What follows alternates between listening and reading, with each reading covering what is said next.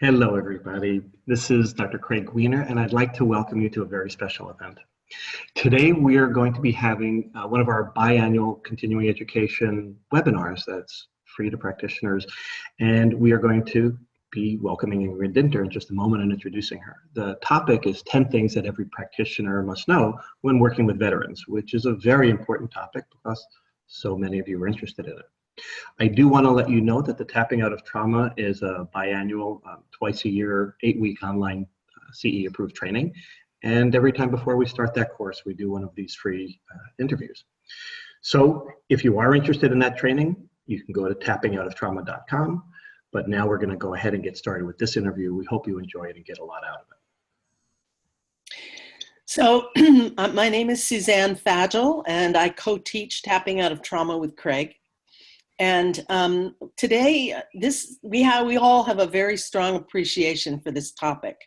I don't think there's anybody among us who doesn't know somebody who has experienced a loved one or a sibling or parent or grandparent in the military. So it's going to be a topic that a lot of people are going to see coming up with their clients. So hooray, we're excited about today's topic. I'd like to introduce Ingrid. She's an accredited EFT Master Trainer with over 15 years of experience in EFT. She's the daughter of a World War II prisoner of war, and it is her passion to help veterans and their families heal from the trauma of war. Her personal experience in working with veterans, as well as countless specialized trainings in veteran-related issues, have helped her gain the ability to communicate necessary insights into military culture with lay people and with healing professions, which is why we've asked her to join us here today. She's co-authored and authored a number of books, research studies, and articles, including EFT for PTSD by Gary Craig, and Working with Military Service Members and Veterans. Field Report of Obstacles and Opportunities in Energy Medicine, Volume 1, Issue 1, November 2009. And she participated in the documentary Operation Emotional Freedom with Gary Craig, and has done a number of other articles and podcasts. So we'd like to welcome Ingrid today. Thank you very much for joining us. Thank you very much. And just to say that if this topic may be overstimulating to you, please be sure that you have any resources you need available to you. This call is educational in nature and is provided only as general information and is not medical or psychological advice.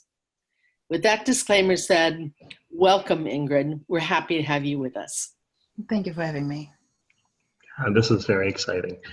So I think it always helps when we get started, before we jump into the meat of the material, is obviously from the bio, is you have a very personal relationship with this topic. But let me just ask a little bit more. Why are you I understand your father, but is that really what drove you? Why are you so passionate about this particular topic? Because I grew up understanding that there are consequences of being exposed to war. There are consequences of being exposed to a parent who had those experiences. And I have never met a person who doesn't have a close relative who served. I have, when I present about this, I usually ask the veterans in the room to stand up so we can honor them. And we do that, we show our respects, and then I ask the family members, the fathers, mothers, the spouses to stand up, the children, grandchildren. All of a sudden, with just a few relationships back, the entire room is standing. And so often I realize that people don't know that so many of the conflicts they had with their parents, or the conflicts they have in their family, or the conflicts they have with a neighbor is war trauma. They just don't know it. They think the person is a jerk. I thought for years my father was a jerk, and sorry that, I don't, but we just had these conflicts. He was outraged, he was angry, and we were, he was against that, and we were against the others, and we were butting heads, and there was no talking. And when you understand what these men and women have been through, how they were trained, what they had to do to survive, what they had to rely on in order to be able to make it through, you see the entire conflict in a completely different light. And I really believe that so much of the conflicts that we're having today are based, also political conflicts, are based on PTSD symptoms. Now, very clear, I'm not a psychologist. What I know about PTSD is what everybody can download online. You know, I don't diagnose that, but I'm very aware that hypervigilance is one of the symptoms. And when you look and you see that, how far this goes, leadership in companies, very often taken by military people. Leadership in politics, more likely than not taken by military people. The higher you go up in rank, the more important it was that you deployed, right? When you deploy, you come back with trauma. There is a connection here. So when we understand military trauma and a little bit of military mindset and culture, we see our entire environment, our world in a completely different context. And we are so much better prepared to respond. We're so much better prepared as practitioners to isolate problems that are really, really not interpersonal. They're really related to stuff that happened. And to just say, look, if I had been through what you've been through, I would have done the exact same thing you just did. And that compassion and that openness from the heart and that respect, that's so often what's missing. Right. So it's very personal to me. And one thing that I always tell any of my clients is, to me, everybody is a hero. When you look at people's stories, whether they're military or not, they made it through something that makes them a hero. And I have so much respect for anybody out there, basically, because you can't not have trauma. But the trauma that these men and women have been through is different from regular trauma because they were actually sent in with a mission. They aren't victims. They were sent. And that puts them in a category completely on its own. You can't compare what they have been through with what, let's say, somebody with sexual abuse has been through, or somebody with, a traumatic childhood has been through. Even if the diagnosis from the outside, if a mental health person would do that, was the same, the military is distinctly different. And the better we understand that, the better we can do. And I don't know how we want to create a peaceful future if we can't figure out our past. So Ingrid, that having been said, when practitioners say to you they want to work with veterans, what are some of the questions that you would ask these practitioners? Well, it's very important that they know why they want to help. Because if you work, understanding a veteran, they need to know who you are before they are open to trust you. They need to know that they can trust you. When a veteran goes into trauma or tells you about something, they're not just thinking about it, they're reliving it. And they need to know that you're a buddy. They need to know that you're going to be there. They need to know that they can rely on you. They need to know who you are. And if they don't have that core understanding and trust, they will not open up. Or if they open up anyways, and that relationship isn't really clear, and the practitioner isn't aware that this work is deeply personal for the practitioner as well, the practitioner can actually do some damage. And there is a level of commitment that is also from the military, based on military values, that the practitioner has to be aware of. So if somebody wants to do this work, they actually, in my opinion, have to have the willingness to learn about this and not just say, well, it's just, it's just another memory, and, or have judgments. I heard people say, for example, oh, these guys are so messed up, they're just, if that's what you think, then just don't work with them. Let somebody else do it. It's not for you. It's okay. If there is any stigma there, if there is any resistance to the service that is being reflected on the service member, don't do it. You know, they deserve to be working with somebody who respects and honors them at their core and in their entire personality. Well, and I noticed when you when you were talking earlier in our previous conversations, you said something very interesting that I think is important here about everybody has war in their DNA. Yeah. So for them to do their own work, oh yeah, prior to working with anybody in the military. Yeah, absolutely. Absolutely. Trauma gets handed down in our genetic code. We know that the research is solid and it's published and it's out there. Craig nods his head very knowingly. He's the expert. So we can't run away from this. And our job when we work with a soldier or a service member or veteran is not to change the past. It's really to honor the person and to honor what happened and to take the charge out of it on an energetic level. That's all we need to do. It's also, it's a wonderful book, if I may just recommend this because it's so beautiful. It is called War in the Soul by Dr. Edward Tick. Yes. And he has really written down the soul process. And we as practitioners, we understand the soul work, an aspect of this. To me, the PTSD is really a symptom of the soul. And I want the practitioners to be aware of that. Yes. You're not dealing with something that happens in the head. You're dealing with a broken heart.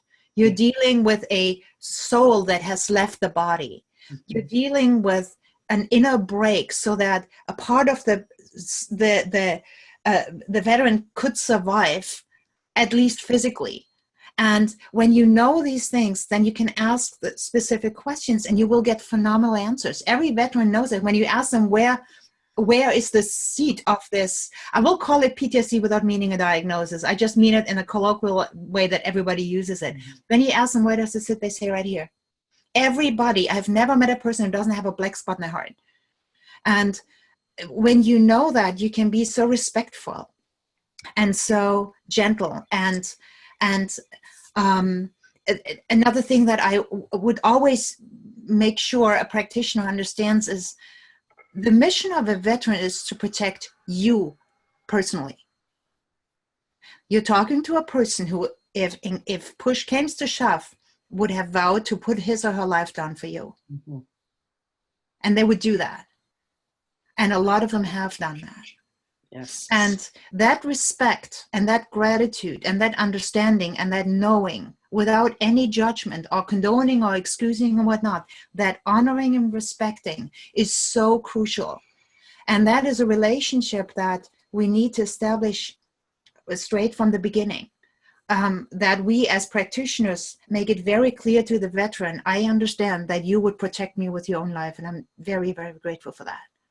So these are things that I feel practitioners need to be feeling. And not everybody does. And the reason I know that is because I had very loud arguments about the validity of the different wars and if war altogether is right and if people should have gone and not should have gone and the things they didn't should have. That's all good. But that's not the discussion that they can have with a veteran. That is a discussion they can have with their politicians, with whoever they want to have it with. If a practitioner is not willing or able to see that, then just step back. Does that make sense? Yes, perfect. Good advice. Suzanne, did you want to continue on that? Or no, did you get everything covered you wanted? Great. Yeah. Okay. So let me just ask, we're going to go a little deeper there. Because you're saying every practitioner has some relationship to a veteran, family, friend, etc. How do you find the importance of, I don't want to say it this way. I want to talk about vicarious trauma. So that's where I'm leading with this. In other words, the practitioner working with a veteran being impacted by what they're listening to and hearing. If it's something that they've had no connection to, then vicarious trauma already exists as a possibility. But especially if they have a background with a family member, intergenerational trauma, some personal connection with war trauma, and now they're working with somebody who's dealing with trying to heal from trauma, what kind of questions and explorations do you think are important to consider for doing this work as a practitioner, given that, to avoid that, to reduce that likelihood? Well, clean it up. do what you need to do to clean it up. Be clear. The first thing I always tell practitioners is be clear on your own story. Be clear on who you are. This is not work that is for everybody. This is not work that you're called to do just because it's needed. Mm-hmm. Right? This is not like a first aid, everybody, all hands on deck. Let's all go in and let's all, get somebody out of a burning house situation. This is not a life and death situation for the person you're working with. This is really a very different relationship, and you've got to be ready for this. When I started to do this work and started to write up about it and really getting clear, I don't know how many times I wrote down my story, and it just kept coming back. World War II, when I was born, to give away my age, was the same. The end of World War II was as far away as 1995 now, right? 20 years. I was born in 65. Okay, so there were 20 years. It was very fresh. Everybody was talking about it. You see the wars now. This is all very fresh. Clean this up. It's a responsibility to be ready for the work.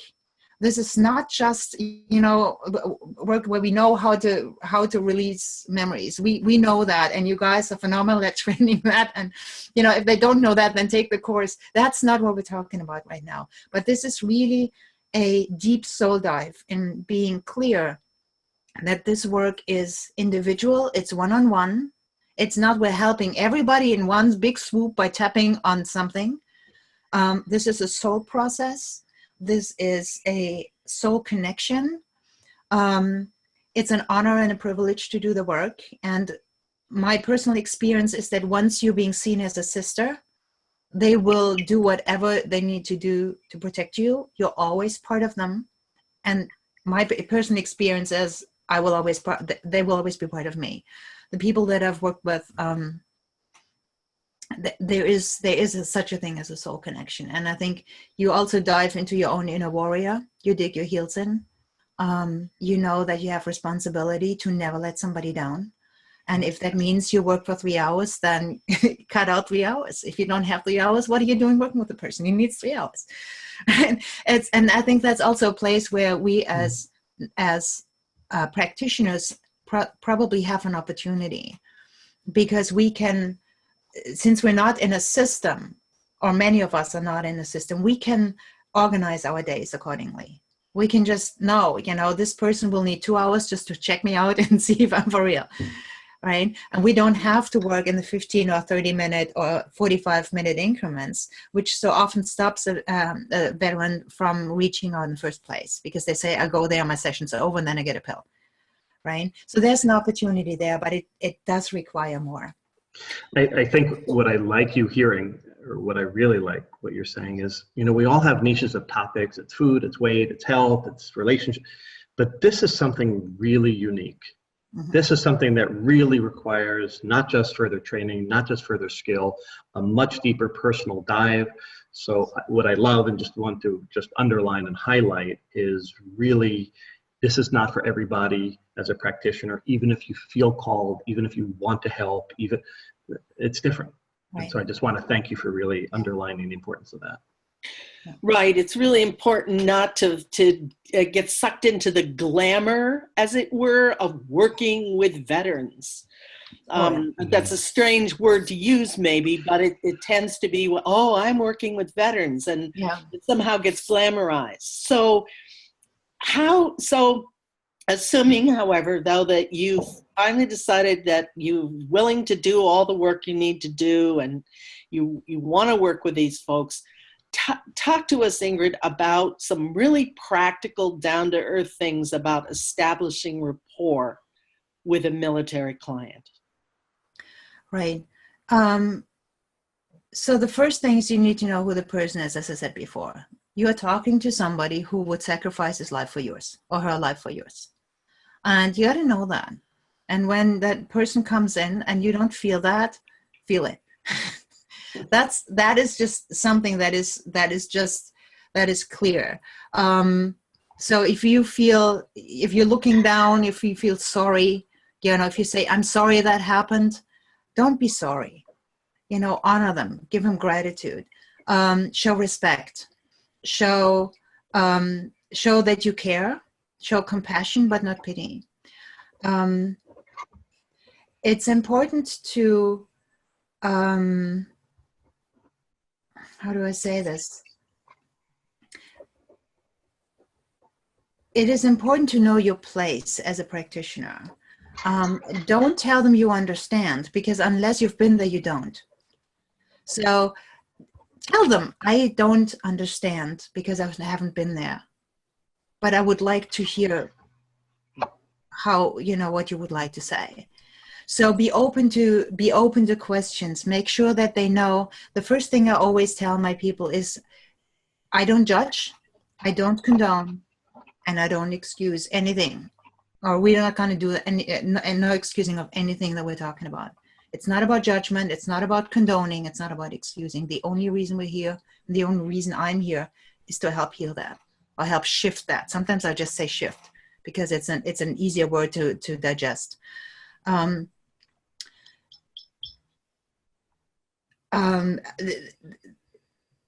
them for their service. And when you do that, mean it.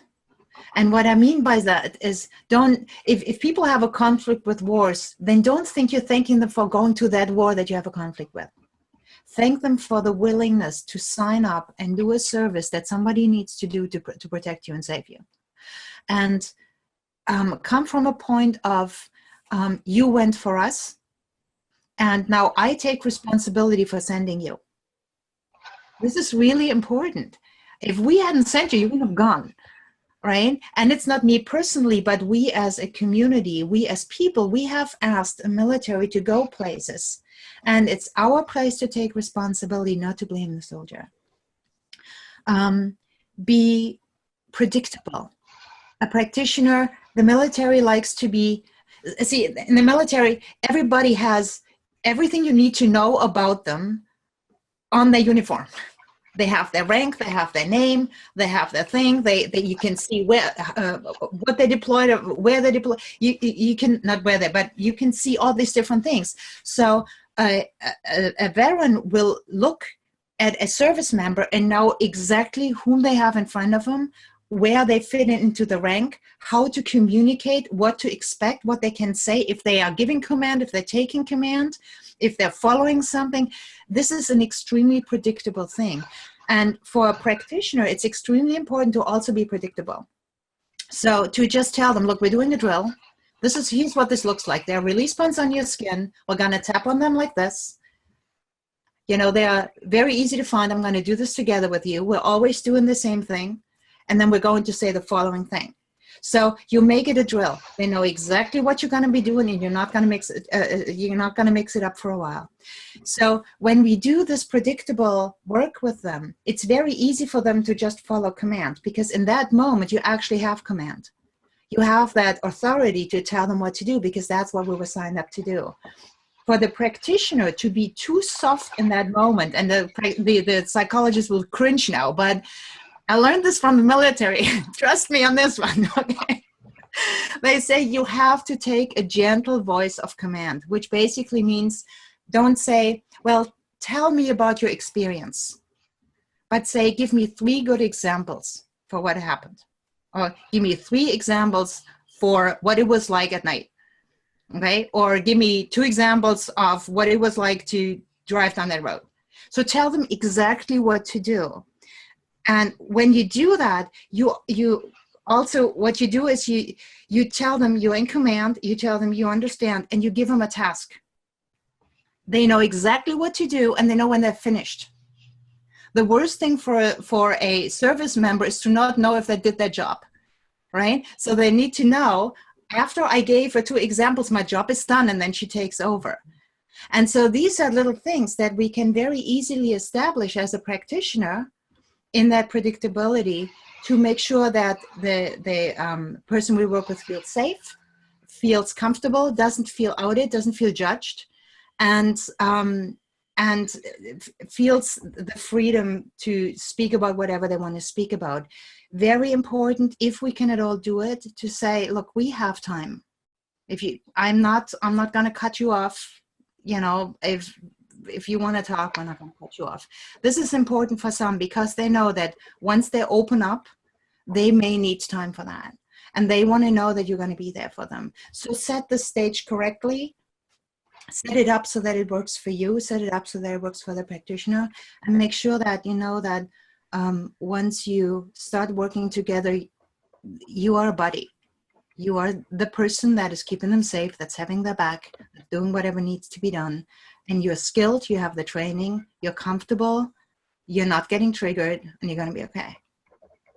Great. So important. That's the short answer. Okay. That was invaluable right there. We could literally stop the interview, and this would have been hugely beneficial. Just those insights. Thank you. Yeah. Okay. So when we talk about this rapport, right? I mean, there's no client we don't need to establish safety and rapport with, but obviously this is even more critical. So I want to know what things, to just go even deeper into that, is what kind of things have you found help to establish either questions you ask or things you do that help to establish that sense of safety and rapport so that they feel you've got their back, so that they help to feel that you could be their buddy, especially if you're not, and I want to add this, especially if you're not military, because we know that's an important one. And if you're not military, doesn't mean you can't be of support, but you're not automatically seen as buddy rapport. So just some other further things that you could go into with that would be helpful. Well, for me personally, and that's my story, which is different for others, I actually have some war zone experience. I've been in Bosnia many times with trucks, and I know what it's like to bring, stuff over pontoon bridges and stuff's flying around. And so I have a little bit of experience in that, but my deployments were short. But it does establish a little bit of understanding. So whatever somebody can find in their own story to just share, but only for the purpose of creating more of a visibility of themselves is a good thing. When I speak with a soldier, and again, for this, I tend to say soldier because in Germany, soldier means military. When I say that, I mean all branches of the military, and yes, that includes the Coast Guard. So just to be clear, and I mean men and women when I say him or her, it gets complicated if you always say everything. I keep my language very short. I ask very specific questions. I am not I don't have this questioning style, but I have I follow wherever they want to go. So to give an example, they might sit down and they might just sit there and I might say, I just want to tell you, I really appreciate you being here. I know that's a big deal, and it's an honor for me to support you, and it's an honor for me to help you out. I know that if push came to shove, you would have my back, and you don't even know me. And they will probably not, and I will probably tell them, and there are no words for that. There's clearly, I don't know, I haven't deployed, I don't know what you've been through, or I don't know what happened, but I would love to learn, or if whatever you want to share, I'm here. And I will tell them that there is no judgment ever. I've done, here's a fun thing. I've done quite a few reintegration or deployments when the troops came back from Afghanistan or Iraq. They sent us in as the debarred members, and we did a debrief, an emotional and a behavioral health debrief. And so here you sit in a room with, let's say, 18 to 21-year-old soldiers, first deployment, haven't seen their girlfriend, have been drinking all night, and now they need to talk about their emotions, right? With a commander right there. Nobody wanted to go in there, I can tell you that. And again, what you do is you fly low. But you hold your space, you hold your composure, it's very clear that you need to know why you're there, and they need to know that you know. And they know that you were asked to be there, so they need to listen. And it's the same thing in that relationship. You just establish that sense of, look, I'm here for you, right? We're doing this together.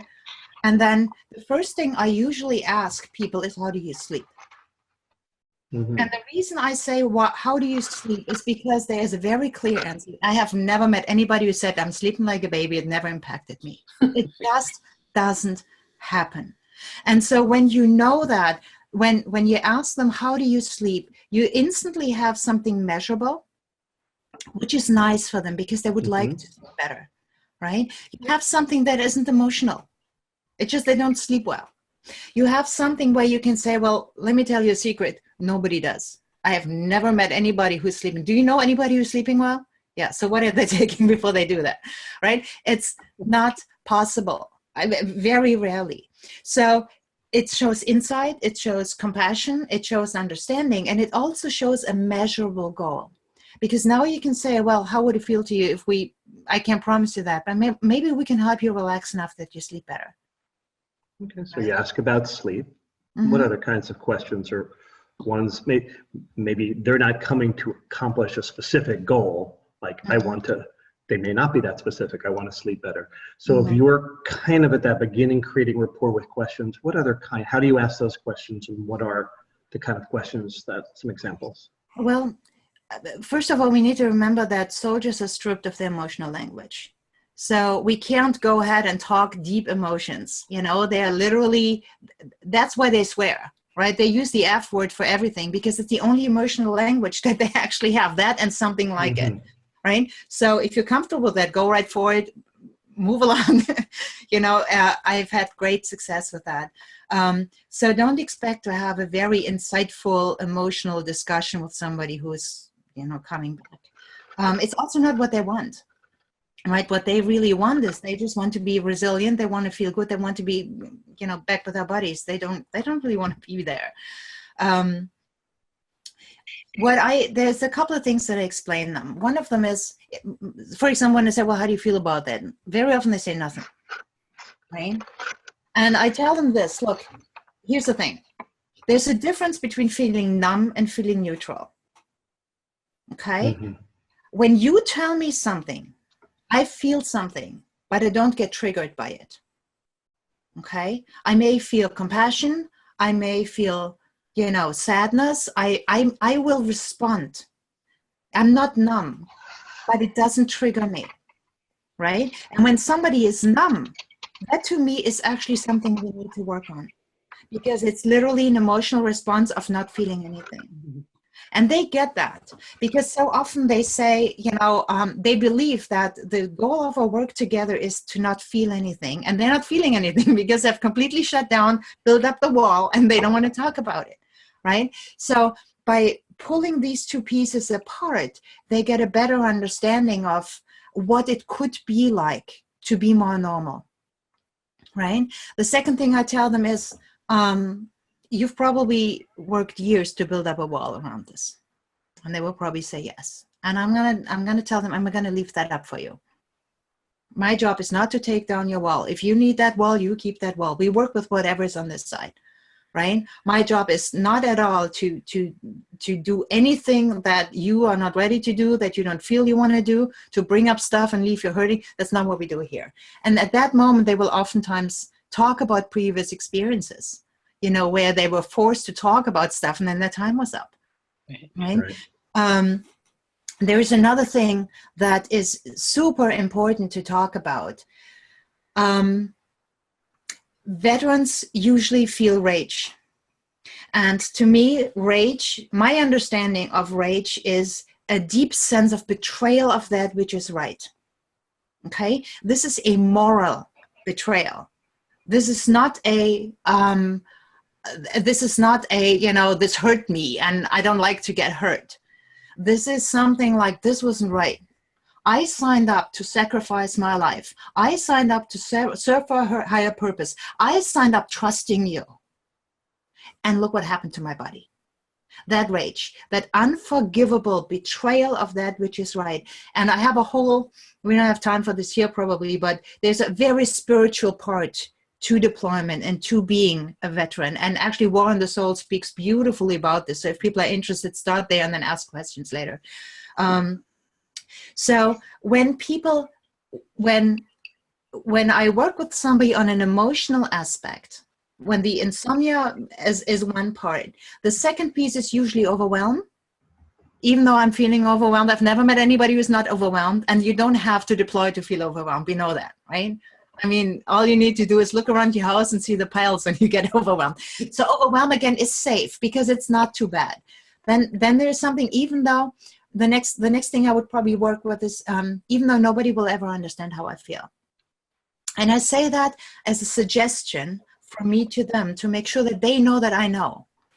So no matter what they say, it's safe to say, because I'm not here to judge that, and I am not claiming that I know better.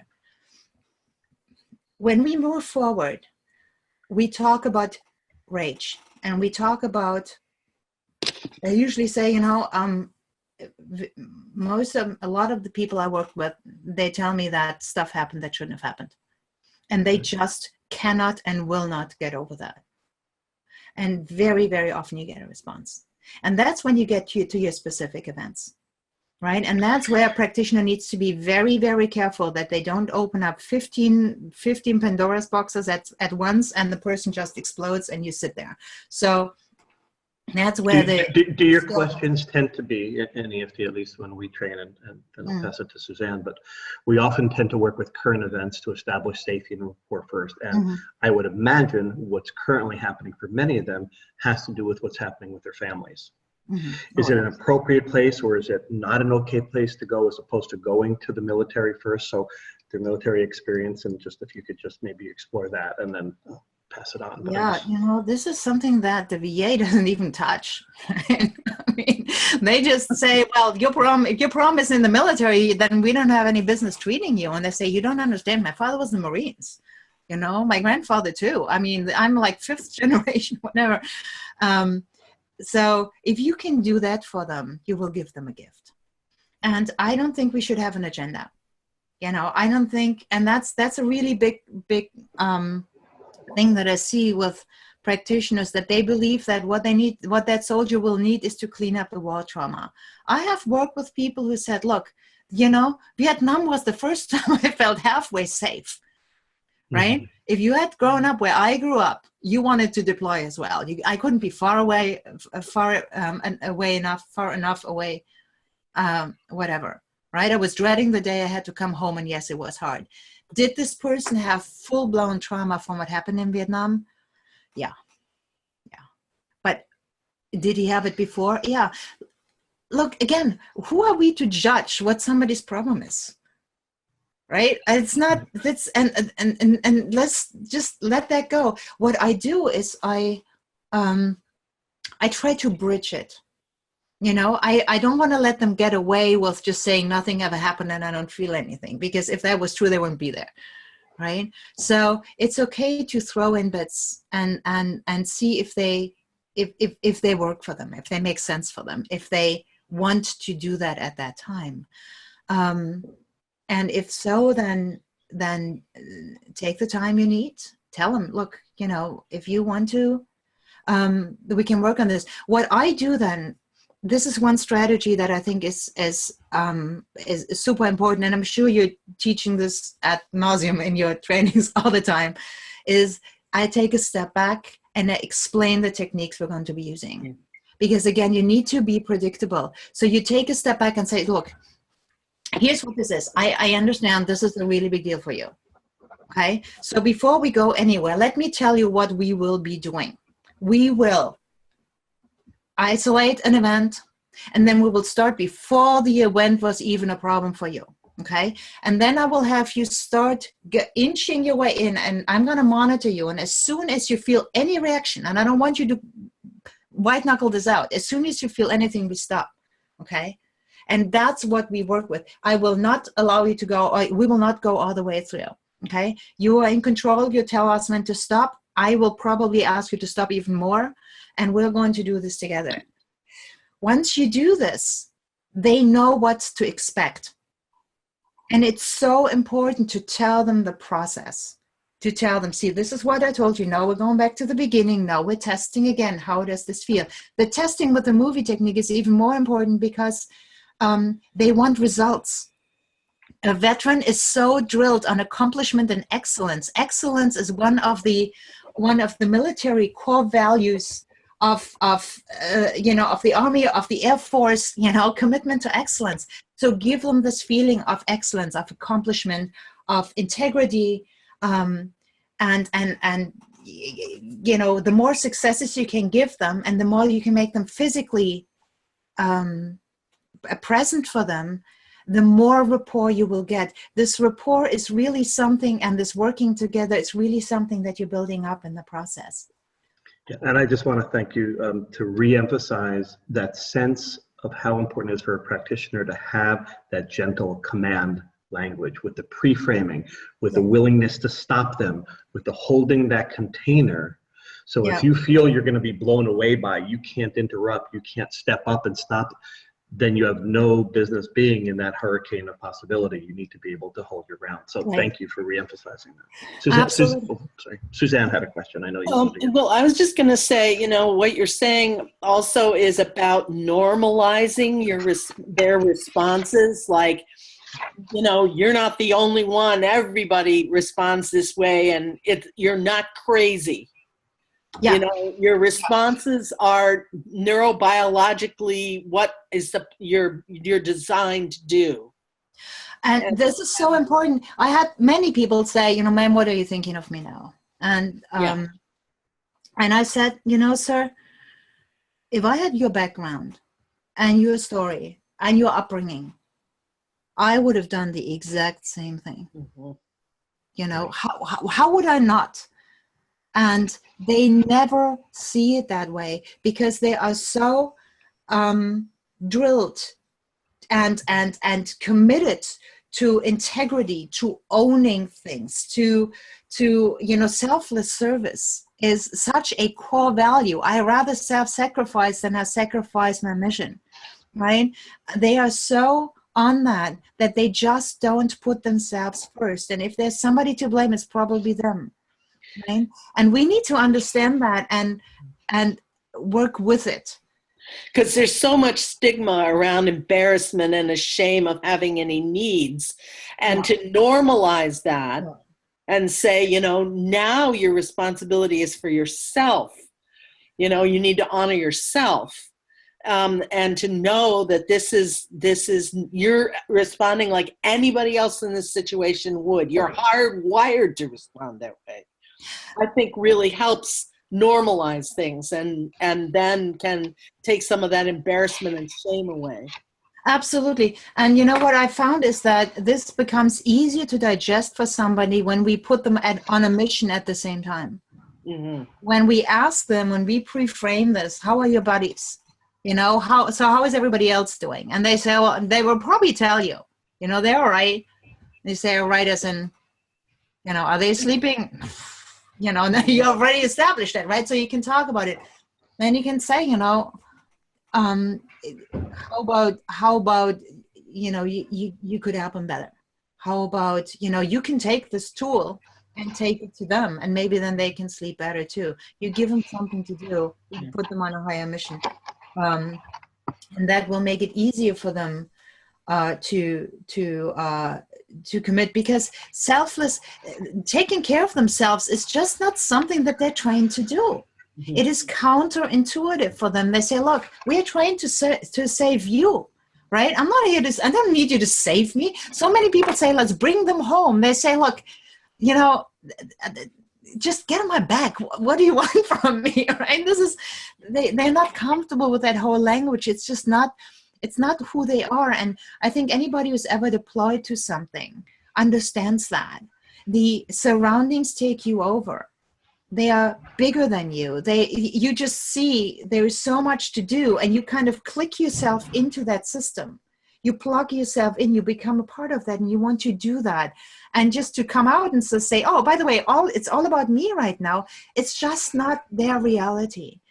But sometimes I think when they come back, a reframe in your mission is to support yourself so that you can support your family, for Right. instance, can be one way to reframe it. Is now your mission is to be able to work with yourself so that your family can be safe. What I like to explain to them that what we're basically working with is something like a landmine. Mm-hmm. So they came home, they are landmines, and the things that we are looking for is literally discharging those landmines. Right. And the point of that is so that they don't overreact. I say, when you explode, it's like stepping on a landmine. And quite honestly, that's not safe for others. Right? I mean, you can step on them all you want, but you're exploding, and this is not safe for others, and it's not safe for you. And then that becomes a mission. And it does not make you a better Marine. Right. Right? Because every time now that you look at something in front of you, that if you want to go back, for example, or you're going back and you're looking at something in front of you and all you're dealing with is what already happened, how is that safe? Yeah. How can you take care of somebody else when you're so busy just dealing with that? So why don't we take care of this so you can focus on your mission? Mm-hmm. Military mindset, it's not so much about self-care as it is about getting like mission readiness, right, whatever that is. And I love what you say, your family is your mission. There are so many, some practitioners must understand so many veterans get divorced because they're afraid to hurt their family. Right. They say, I have no control over this shit, and I cannot risk that I kill my wife. I cannot risk that I hurt my children. I much rather stay away from them, bury myself in the basement, than doing this to those that I love. That's huge. Yeah, thank you for that. It's the ultimate self-sacrifice. Or the other thing that can happen is they will actually harm those they're closest to because they feel safe enough to let it out because they know the person is there for them, which sounds very convoluted, but makes a lot of sense in some ways. And to sort of correct that, but for them to understand that, you feel safe enough around this person to actually let the rage out, but it still doesn't work right. Right. Oh, yeah, absolutely. Yeah. And then there's a lot of shame around that because, there's a saying, once a Marine, always a Marine. And they will never change. You can see, once you have an eye for it, once you've worked with enough service members, you will see those specifics in so many people that you're in your environment. You will see this you will see them in service professions. Even if it's your plumber or your trades, they are so, ma'am, can I help you? Ma'am, let me take care of that for you. Man, they go above and beyond. They will never, ever, ever, ever screw up a job for you. It is beautiful. Right. And you will see this everywhere. So the shame of not doing something right is horrific. I remember we talked about something in the beginning that I want to emphasize a little bit more. Practitioners should never assume that a veteran has deployed. Mm-hmm. This is really important, right? Especially now with the recent wars. In World War II, for example, people deployed, they came back, they were home. They rarely deployed twice. It wasn't the way it is today. Today, they sent them once, twice, 3, 4, 5 times. And they can ask stupid questions like, how many times did you deploy? Well, first of all, who cares? And second of all, it puts them in a hierarchy. And it makes the sense of service less when you assume that a veteran has deployed. It's not okay. So just ask them questions. So when somebody comes to you, just say, so tell me about your service. What is your rank? Which line of the service are you in? How long have you been in there? What are your responsibilities? What's your job? What are you in charge of? Let them talk. And then you will find out if they deployed or not. And if they didn't deploy, I can tell you that boot camp does something to you, right? You were actually mentioning right before we spoke that there's a movement in your state about asking questions like this. I was wondering if you could mention that. I think it's it's called the Ask the Questions campaign, and it is through the Commission for PTSD and TBI. which fortunately is an open commission, so one gets to sit in and listen and get to meet people. And it encourages practitioners from any field, mental health practitioners, anybody who's working with clients, to always ask the question, have you or somebody in your family ever served in the military? And the reason for that is that when you know you have a veteran or a family member in front of you, you will see that person in a different light. You will be able to respond in a better way, with much more insightful, as we're doing here right now. You will just know, there is a part to the story that eventually we'll get to. And another piece of this is, quite frankly, also that they may not know that they have access to services, right? A lot of veterans, only a small fraction of veterans use the VA for services. Most of them don't. People don't know that, but most of them really don't use the VA. But they may have access. They may be able to get psychological support. So if somebody has PTSD, they need psychological support unless you're a psychologist, right? So send them to the VA. Say, you need to work with a mental health professional.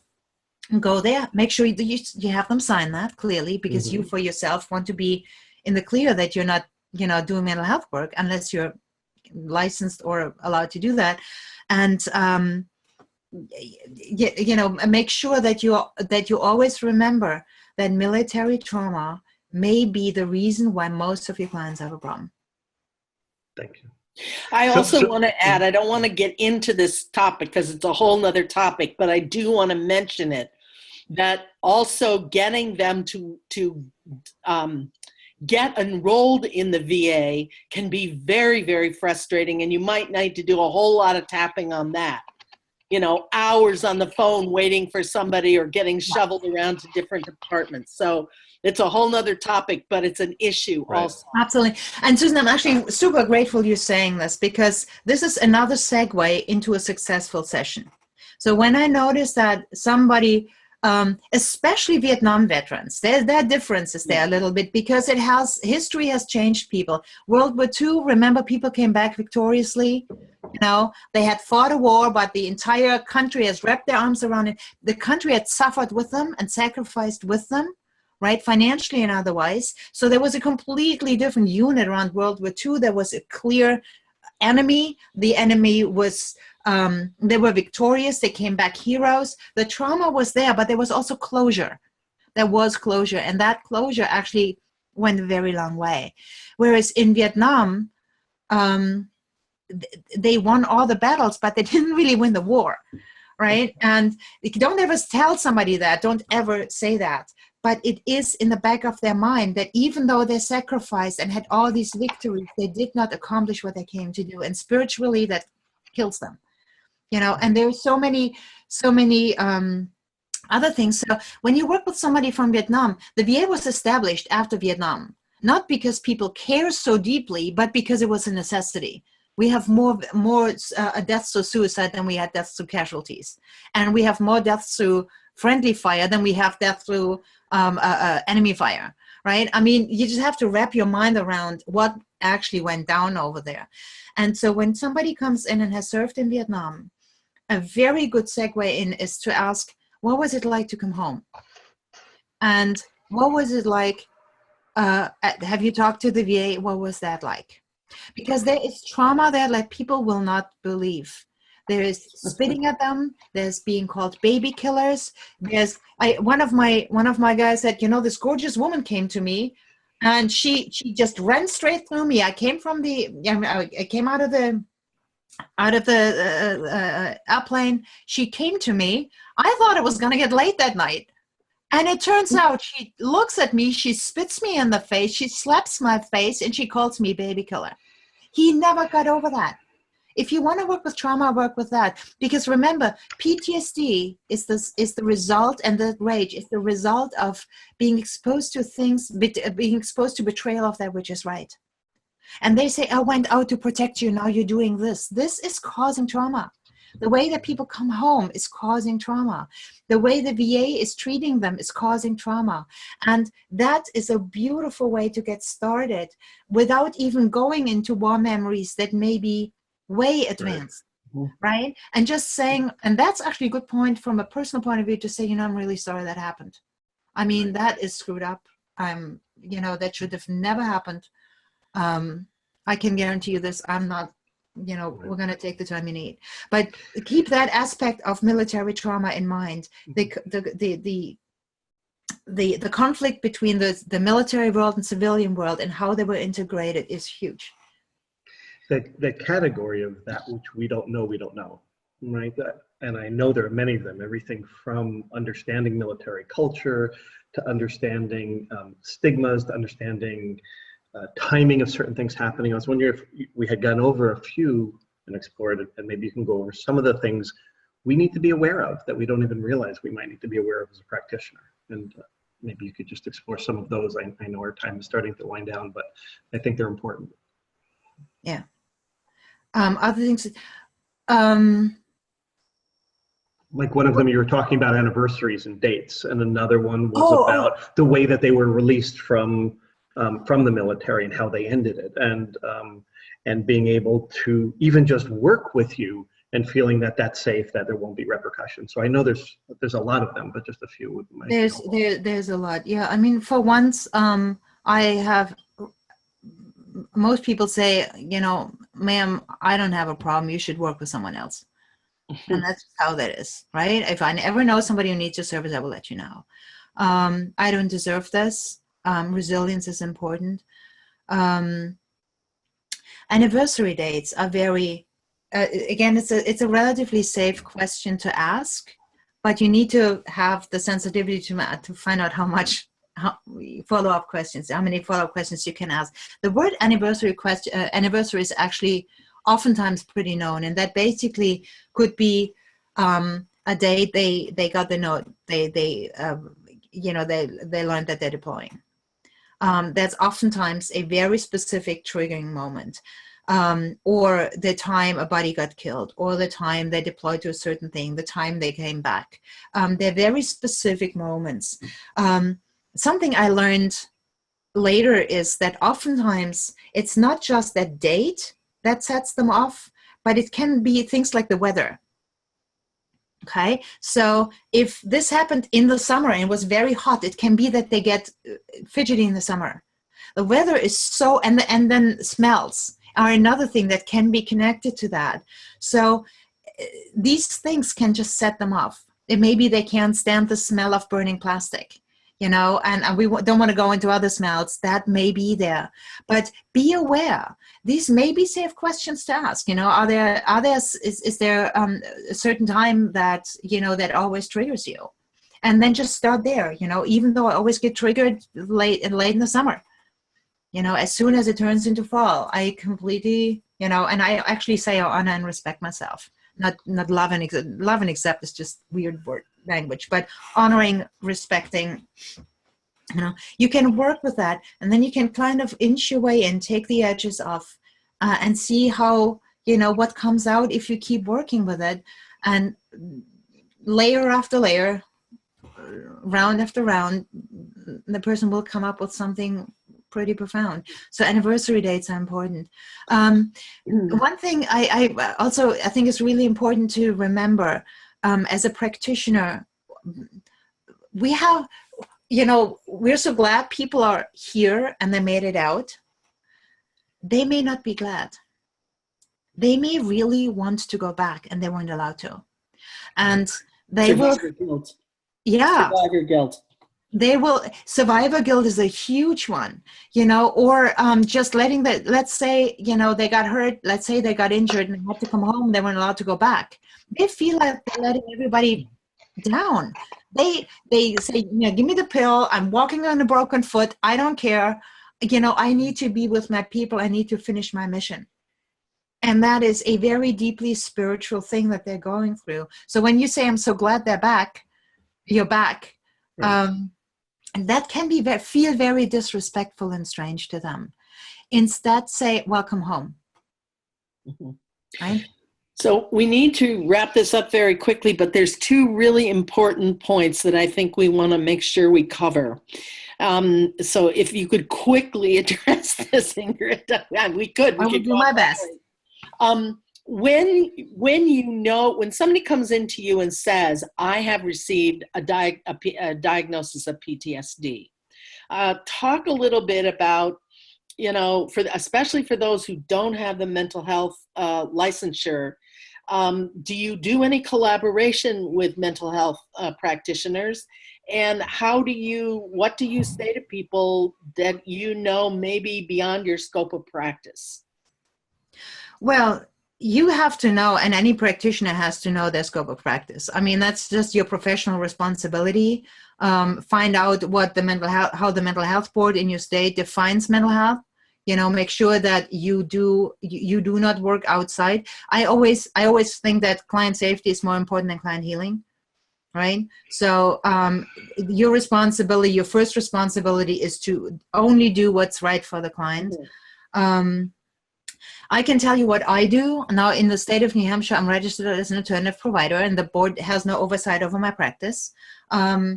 This is a status that I was grandparented in, so I can do this work. However, that is different for different people, and you need to know where those boundaries are. Just because you have a good heart and you're good at EFT doesn't mean you're allowed to work. Do you know anybody that actually works in collaboration with licensed mental health professionals in this kind of capacity? Oh, I've trained some. Okay. I've co-presented with the VA. They're very aware of the work. And yes, so I tell you what I do is I make sure that and that's for my own protection also, I make sure that when somebody says they have a diagnosis, that they get care. And that they get care that it relates to the diagnosis. Now, I can help them with overwhelm, misunderstood, the rage, the insomnia, not being able to sleep. I can help them shift energy around memories. I can help them, or not, we'll see, but those are aspects. But the actual diagnosis of PTSD is a mental health diagnosis, and only licensed practitioners or people with a status that allows them to do that allowed to do it. So are you in contact with, in other words, do you get a release from them so that you can contact that mental health practitioner and do you ask your client to say your practitioner, mental health practitioner needs to know you're working with me? I mean, do you so here's the thing. I encourage it. I don't require it, but I tell them to do it. Now, what I do is not mental health. What I do is energy work. Right, I understand that. So there is no, legally, there's a line there, and there is no overlap. However, when I get the sense that somebody needs mental health support, I will refer them. I will not work with them. Okay, right? Thank you. This is very, very clear, because if this is really a mental health issue and the person needs mental health support, I'm not trained to do that. Great. Thank you for that clarification. Great. Craig, you want to just cover the last point here? Yeah, and I just want to make sure I know what last point I want to make. I don't know if it's the last one that you want to make. So what is the last point you want to make sure it's covered? And then I'll kind of wind down the thing. Talking to you, Ingrid. To me. No, actually, Suzanne, I wasn't sure what last point you wanted to make. Are you good? I'm fine. Good. Okay, great. Okay, so a few things to wind it down then. So number one, this has been invaluable. I have learned a lot, and so I know that other people that are watching and listening have learned a lot. I know that people that are registered for this will also be getting access to an ebook and more material that you've written. So I want to thank you for that. I do want to give an opportunity for you, if there is a way, what's the best way for people to further educate themselves on this topic other than the book that you listed. I want to give you an opportunity to mention anything you'd like to add with that, and then add one more thing and we'll close. I mean, I will give you the best email address to reach me is my private email address, and that's ingrid@ingriddinter.com. So that does not get them in the spam folders and doesn't get them sorted out in the various ways that we do that. That gets straight to me. So if you have a question, if you want to know something, clearly this is a huge topic here and there's so much to say. But that's a good way. I have a website, Ingrid, that's yeah, that is EFTforvets.com. The other one, Great. IngridDinter.com and EFTforvets.com. Those are my two Great. main websites. Perfect. But you already Sure. have the resources. And if there's anything they want or they need or they have questions and they can't find it, they just need to ask. I do want to make sure they know there is plenty of research. Okay. And you really trust that. Yes. Here's a good thing for when you talk to the VA. I have given presentations. Well, you know, White River Junction is the PTSD center at the VA here, and it's right up the road from us. And they said, you know, we don't really know what you're doing. And then everybody seems to have a different technique and a different thing. And, you know, there's all these different ways that you guys do the work. Here's the answer that shut them down. That's absolutely true. But there's a specific one that we have researched. And that's the one I'm going to be talking about today. Good. Okay.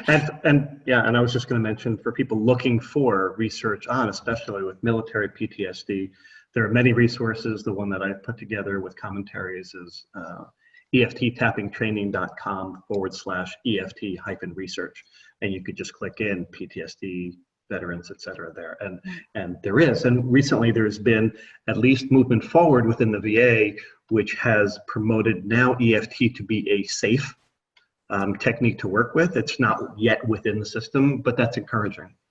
There are plenty of people within the military who work with EFT. Yeah, it's fabulous. And it's just important that we remember the military wants to help its people. They really do. And if something works, they're going to do it and they're going to figure it out. It may just be that they don't. It may just be that they don't want a lay person, a non-military person in their ranks. They're going to be looking for a soldier. They're going to be looking for a veteran. They're going to be looking for one of their own to do the work. Right. And that is because they all understand how the military works. And as a well-meaning practitioner, we may just not be that person, and that's okay. Don't be angry at them. And don't take it personally. Don't take it personally. They do what they do, but they do it in their own way. So I want to express our gratitude and appreciation. And, you know, this is a series that we do to continue to promote the deepening of education of tapping practitioners around the world.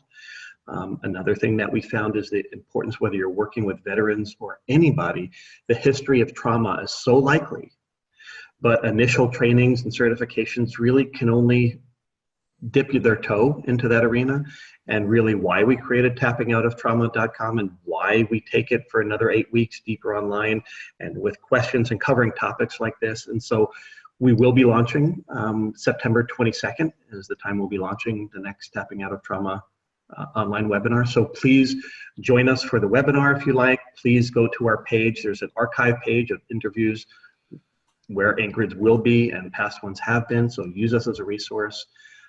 I can't say thank you enough, Ingrid. This has been a joy and a pleasure, and Suzanne, and this has just been fabulous. Yes, thank you so much.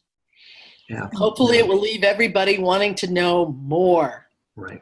Yeah, thank you for this work. You know, so many people are interested and so few people are willing to jump through all the hoops, invest the time, invest the expertise, and really put it on that level that you guys are putting this. And it's invaluable and it's making a huge difference. So thank you for letting me be a part of it. It's actually a privilege. Great. Well, thank you for your service. Yes. Yeah.